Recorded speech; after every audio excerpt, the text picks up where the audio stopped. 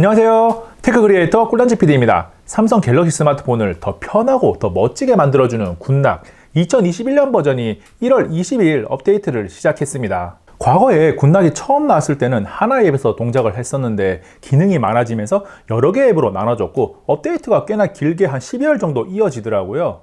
갤럭시 스마트폰에서 굿낙을 이미 사용하고 계신 분들은 새로운 버전이 나왔다고 해서 새로운 설명이 필요하지는 않을 겁니다. 그런데 갤럭시 S1 시리즈를 구매하면서 처음으로 삼성 스마트폰을 사용하는 분들도 분명히 계실 거고, 삼성 스마트폰을 예전부터 사용하고 있었지만 굿낙이라는 존재를 몰라서 사용하지 않는 분들도 계실 거예요. 그래서 안드로이드 11 기반의 원 UI 3.0 이상에서 사용할 수 있는 굿낙 2021 버전에서 정말 사용하면 좋은 기능 15가지와 내 스마트폰을 더 멋지고 예쁘게 만들어주는 꾸미기 기능들을 살펴보겠습니다. 굿낙에서 제공하는 일부 기능은 안드로이드 설정에서 가능한 것도 있기는 한데 굿낙을 이용하는 게 더 편하고 빠를 거예요. 굿낙은 여러 개의 앱으로 나눠져 있긴 한데 메인 줄기인 굿낙을 설치하면 그 안에서 다른 앱의 설치 여부를 알 수 있고 바로가기도 가능합니다. 첫 번째로 소개하는 기능은 굿낙에서 가장 유용하다고 생각되는 노티스타를 이용한 카톡 몰래 읽기입니다. 카톡 몰래 읽기는 비행기 모드를 이용하는 방법도 있긴 한데 노티스타가 최고입니다. 굿낙 노티스타에 들어가서 노티스타를 동작시키기를 활성화시킨 후 사용할 어플리케이션으로 카카오톡을 지정하고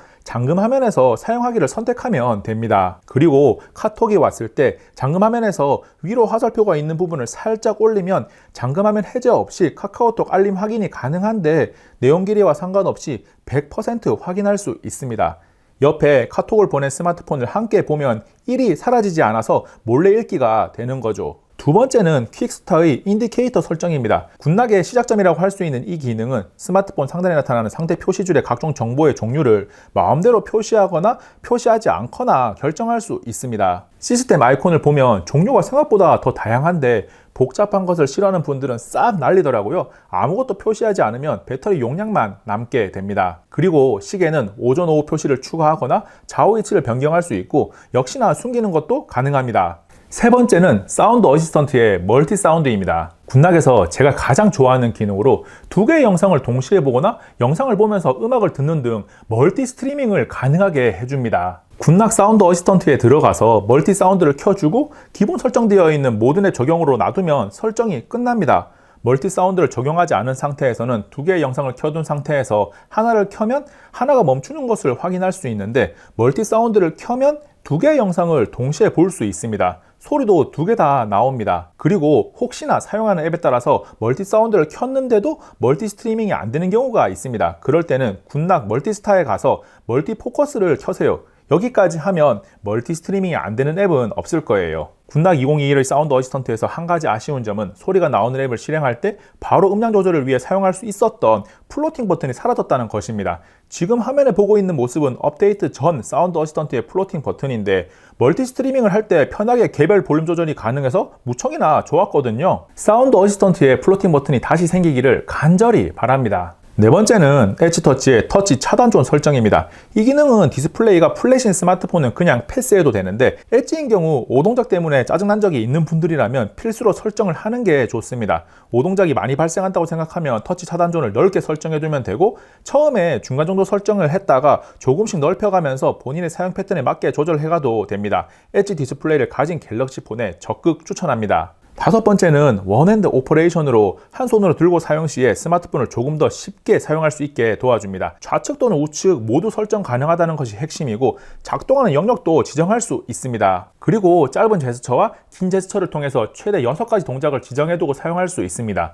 뒤로 가기, 최근 앱, 빠른 도구, 알림창, 작업 전환기 등 기본 세팅을 그대로 사용해도 좋고 손전등이나 화면 캡처 등 본인이 많이 사용하는 기능을 넣어도 좋습니다. 여섯 번째는 나이스 캐치인데 이 기능은 내 스마트폰에서 나도 모르게 일어날 수 있는 일들을 알게 해주는 게 핵심입니다. 설정한다고 해서 당장 스마트폰에 변화가 발생하는 건 아닌데 내가 모르는 진동이 어떤 앱에서 발생했는지 알려주는 진동 알림이나 스마트폰에서 발생한 이력을 알려주는 토스트 알림이는 스마트폰 관리에 많은 도움이 됩니다. 그리고 특정 앱이 본인도 모르게 설정을 변경하는 것을 체크할 수 있는 설정 변경 알림이도 사용하면 좋습니다. 일곱 번째로 소개하는 기능인 펜타스틱은 이름에서도 알 수 있듯이 갤럭시 폰 중 S펜을 지원하는 노트 시리즈와 S21 울트라만 해당됩니다.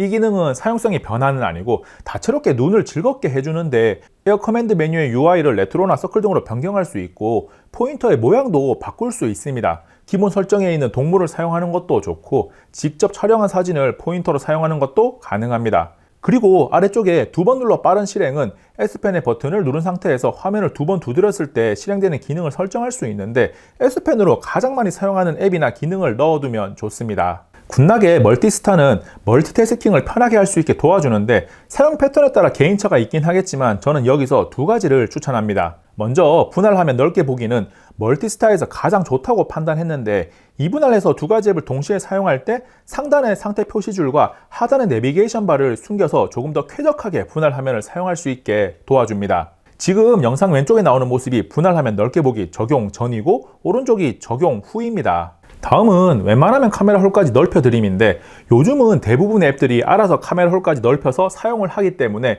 많이 사용할 기능은 아닙니다. 그런데 간혹 여전히 카메라 홀 있는 부분을 사용하지 않는 앱들이 있어요. 그럴 때는 이 기능을 이용해서 강제로 사용하게 설정을 해주면 됩니다. 디스플레이를 조금이라도 더 넓게 사용하기 위한 기능이죠. 멀티스타이어서 홈홈에서는 홈화면과 폴더 사용 인터페이스 관련한 4가지 기능을 살펴보겠습니다.